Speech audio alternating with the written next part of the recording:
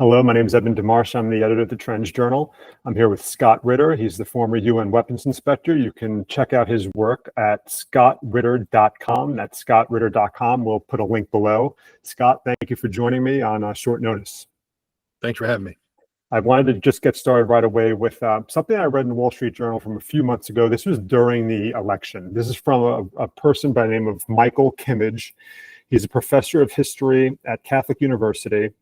Once worked in the State Department from 2014 to 2016. He wrote an op-ed in the Wall Street Journal, and he wrote that a second Trump term would likely follow one of two scenarios. He wrote the war could simply go on as it did before, or the U.S. could become much more deeply involved. Are we right now headed to the U.S. becoming much deeper involved in the war?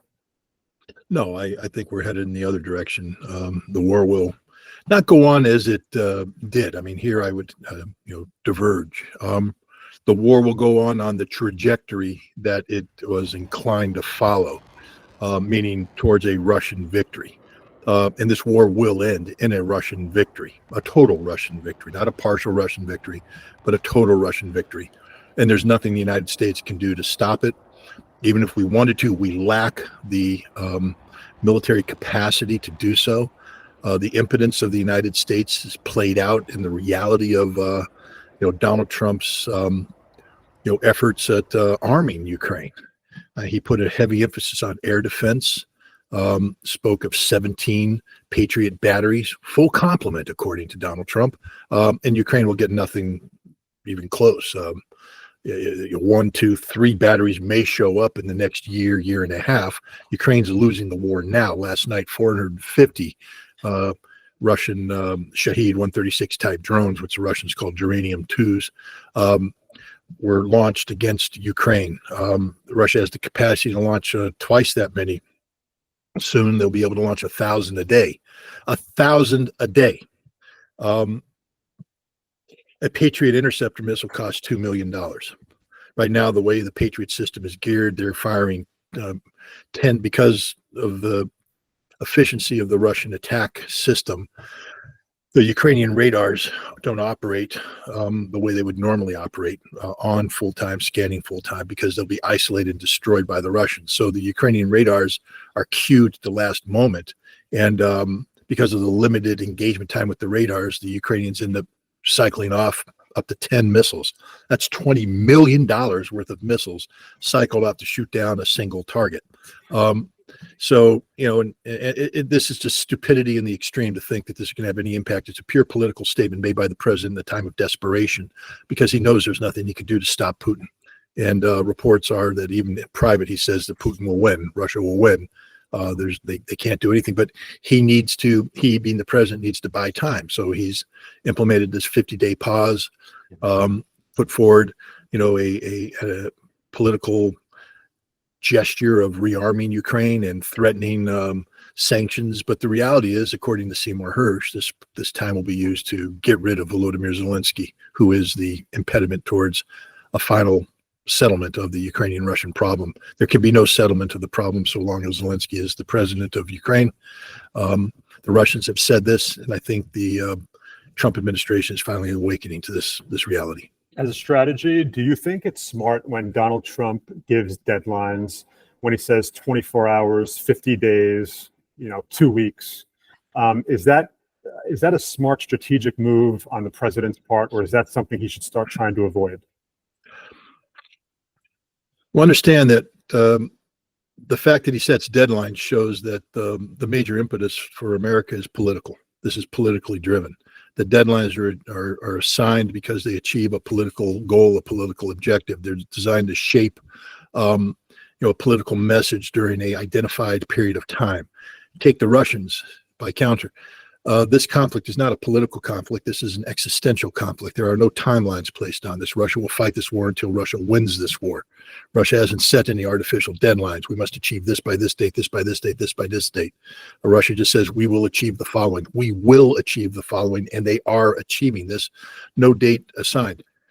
If this were an existential struggle for the United States, then we would not have to put dates up there. We would simply say, we will achieve this objective, this objective, this objective. But because this is purely political, the president keeps putting out these artificially derived timelines that have no relationship to reality. It's very bad because it makes them look weak. Do you think Trump is respected by Russia, or do you think Russia looks at Trump on the same level as it did on, let's say, Joe Biden or previous presidents? I would hesitate to ever speak on behalf of Russia. What I would say is this. The Russians respect strength, and the Russians respect consistency. The Russians, and I've heard this from Russian authorities, they weren't so concerned about the policies of any given candidate, but the predictability of a candidate. That from the Russian perspective, even a candidate has bad policies towards Russia is better from a predictable standpoint than a candidate who might have good policies, but might have bad policies that you don't know. You can't predict, and it's very difficult to run the ship of state when you aren't able to forecast things accurately. Donald Trump is an inherently unpredictable individual. The Russians don't like this. They prefer predictability. The Russians prefer integrity, I believe. It's very difficult for this president when a tape, for instance, gets leaked dating back to the 2024 campaign where he imagines a conversation with Vladimir Putin that never took place. I mean, now he is shown to be a liar. The Russians respect the president of the United States, the position of the president of the United States, because of the power that is contained in that position. And therefore, the Russians will respect Donald Trump as the president of the United States. But I would imagine the Russians do not respect Donald Trump, the man, not because of the things that people throw at him. His personal life is his personal life, but because he is a liar, a fabricator, inconsistent. And I also think the Russians appreciate true patriotism. I know they appreciate true patriotism. And I don't think they view Donald Trump as a patriot. They view him as a businessman, a transactional leader who doesn't hold the best interests of his country. In fact, now you will never get a Russian official to commit to what I just said, even if they did believe it, because it's undiplomatic. The Russians will always behave properly. But my gut feeling tells me that I'm dead on accurate about how the Russians view Donald Trump. Russia, at least from Peskov, the Kremlin spokesman, he said Russia hasn't really changed its position on how to bring a peaceful resolution to the conflict. It's pretty much stayed the same. Part of what Russia demanded is that it keeps the portion of Ukraine now in its control. Do you see if let's say, for example, peace is brokered tomorrow and Russia takes over these oblasts, could they develop into a headache for Russia? Do you think that Russia would be able to control these places, or are they going to have to deal with guerrilla fighters for years in these places? How will Russia, like, what's Russia's end game as far as achieving its objective in those areas? Russia's end game has always been the security of Russia. And these four territories that you speak of, Kherson, Zaporizhia, Donetsk, and Lugansk, are Russian territories constitutionally. They've been absorbed by Russia following what Russia believes are legitimate referendum, where the overwhelming majority of the people residing in these oblasts voted to become part of Russia.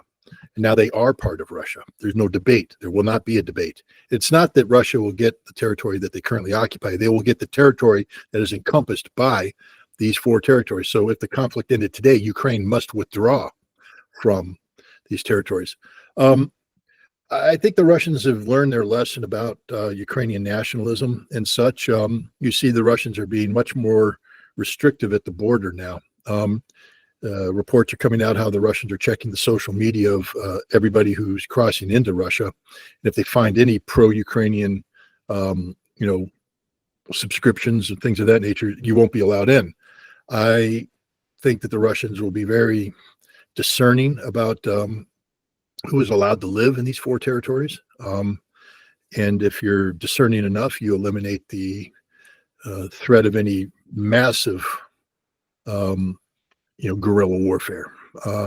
It's not the first time Russia's fought and won a guerrilla war in Ukraine, though. Remember the Banderists, Stepan Bandera and company, were operating from the end of the Second World War, 1945, actually 1944, when Russia first took over these territories, up until 1954.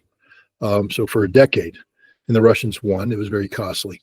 But I don't think Russia, I think one of the problems of this scenario is that it postulates that Ukraine will be an independent sovereign nation. Let me just remind everybody, Ukraine is about to lose a war that it started. The Ukrainian government will not be the Ukrainian government that's currently in power. The Banderists, these ultranationalists, will not be part of Ukraine. They will either be dead, imprisoned, or evicted, but they won't be part of what will be post-war Ukraine. There will not be a Ukrainian military worthy of the name. Russia's talking about capping a lightly armed security force at 50,000, as opposed to the current levels, which with reserves goes over 1 million men. That won't happen. The equipment that the Ukrainians have will not be allowed to stay in Ukraine. It will either be returned to NATO or turned over to Russia for disposition. Russia has, as we speak, institutions working on post-conflict governance. There will be elections. The elections will result in Russian-approved candidates governing Ukraine. And I think you're going to see post-war Ukraine not gravitating or lurching towards the European Union, but rather working on how to become a member of the Union state. A relationship that's currently enjoyed between Russia and Belarus. And I believe that post-conflict Ukraine will eventually become part of part of the Union state. That's the best interest for Ukraine, because Ukraine that's part of the Union state could be a Ukraine that has Odessa still part of Ukraine, access to the sea, still have Dnipropetrovsk, Kharkov, Sumy. These territories right now that Russia is starting to advance into, these could be returned to Ukraine and be part of post-conflict Ukraine if Ukraine will align itself with Russia's interests. And I think that Russia will be dictating that outcome. If, however, this conflict ends and there's a Ukrainian government that's not controlled by the Russians, I don't see how Ukraine will be allowed to have Odessa, Dnipropetrovsk, Kharkov, Sumy, Mykolaiv. These are territories with significant Russian-speaking populations, and these are territories where Russia can't trust a Ukrainian nationalist government to, hold governing powers over the Russian people. So, again, it's up to the United States and Europe how we want this war to end. This war could end today, and Ukraine could, maintain a vestige of sovereignty and viability, or it can end in 2 years and there will be no Ukraine worthy of the name left. So I know you have to go very soon. So I just have 2 more very brief questions for you, even though, of course, you could have a very long answer if you wanted to.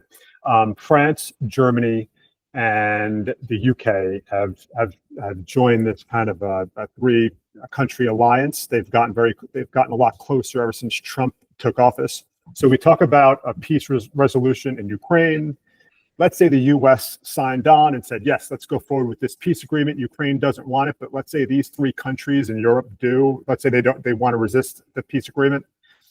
Is it still the United States that'll call the shots, or could countries like Germany, UK, and France kind of impede that progress? Will they be powerful enough to tell Ukraine, hey, we could do this without the U.S.? Is it still up to the U.S. if there's a peace agreement? Would it come down to what Washington wants? It comes down to what Moscow wants. Moscow is the only vote that counts. They're proving that over and over again. It doesn't matter what Washington wants. If Washington, their desires of Washington align with Moscow, then Washington can be involved in peace. If Berlin, Paris, and London want to agree to what the Russians agree, then they'll be allowed to sit there and watch. But the bottom line is these 3 European powers lack any military capacity to project military power in a meaningful way into Ukraine, with or without U.S. backing. They can definitely not do it without U.S. backing.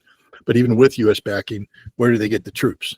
Germany is having a heck of a time deploying 4,500 men into Lithuania with the brigade that they're putting there. The French would be lucky if they could get 8,000 men out of France. England would be lucky if they could match that number. And if you're talking about a peacekeeping force, frankly speaking, you're talking 20,000 men. That won't get you anywhere.